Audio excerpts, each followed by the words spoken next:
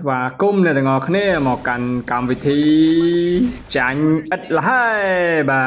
ទឥឡូវឃើញថាឈូរបស់ខ្ញុំនេះកំពុងតែព្យាយាមបិទជាមួយនឹងអាដូសបាទអញ្ចឹងយើងកំពុងតែ test skill គ្នាអញ្ចឹងណាបាទតែឈូខ្ញុំនេះវាបានតែ early game យ៉ាងឯងបាទ test ចោះ test ឡើង test ចោះ test ឡើងបាទតែបើនិយាយពីរឿង game ឈ្នះវិញមិនដឹងនៅតាណាទេគ្នាយើងបាទដូចជាគ្មានសង្ឃឹមអីបន្តិចសោះអញ្ចឹងណាបាទឲ្យតែចូល game ភ្លាមបាទ first flood នឹងមិនដែលបានមកគ្នាខ្ញុំទេបាទបានតែគ្នាគេហ្នឹងបាទអា first flood ឥឡូវគេស៊ីបាន3 kill ហើយបាទឥឡូវមានអីទៀតឥឡូវនេះឥឡូវចង់គិតល្មិចអីល្មិចបាទហើយមកតបពីទៅ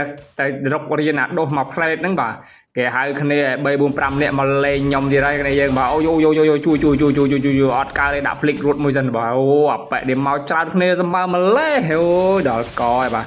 នេះបាទបន្ទាប់ពីទៅនឹងរួចឃើញតែគ្នារបស់ខ្ញុំចូលមកជួយបាទចូលមកជួយក៏ចូលចាំជូលៀនតត់ជូលៀនមួយជើងស៊ីបានជូលៀនមួយអញ្ចឹងណាបាទបន្ទាប់ពីស៊ីបានជូលៀនមួយបាទគិតថាកន្លែងនេះស៊ីបានអាដូសទៀតហើយបាទអាការគិតវាមិនដូចការធ្វើបាទចែនផ្ទះម្ដងលេងផ្លប់បត់កកមួយយេបាទចែនផ្ទះនេះបាទស៊ីខ្ញុំបានមកខៀលអត់រួចខ្លួនទេចែបាទឥឡូវខ្ញុំមកសងសឹកវិញបាទពូស្នាករ៉ាក់ស្នូងពីរពូក្លាប់បត់កកស្អាតតែម្ដងបាទកន្លែងនេះខ្ញុំដឹងថាគាត់នៅក្នុងស្មៅហើយអាដូសបាទខ្ញុំខំតដាក់ emoji ឌឺគេបាទបន្ទាប់ពីឌឺរួចឃើញថាចែនផ្ទះហ្នឹងមកទៀតយេចែនេះដូចចងា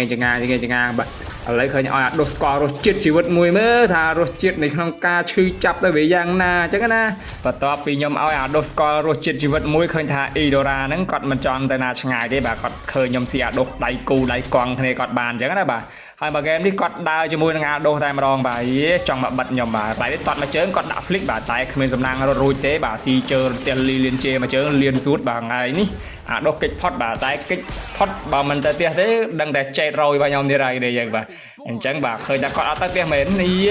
ប្រូបាទដូចស្ដាយមីនីនេះឥឡូវស្ដាយមីនីឬស្ដាយជីវិតឥឡូវផ្លប់បត់ក killing spree តែម្ដងបាទនិយាយពីថាឬឌឺគេហ្នឹងបាទអ៊ីដូរ៉ាហ្នឹងឌឺ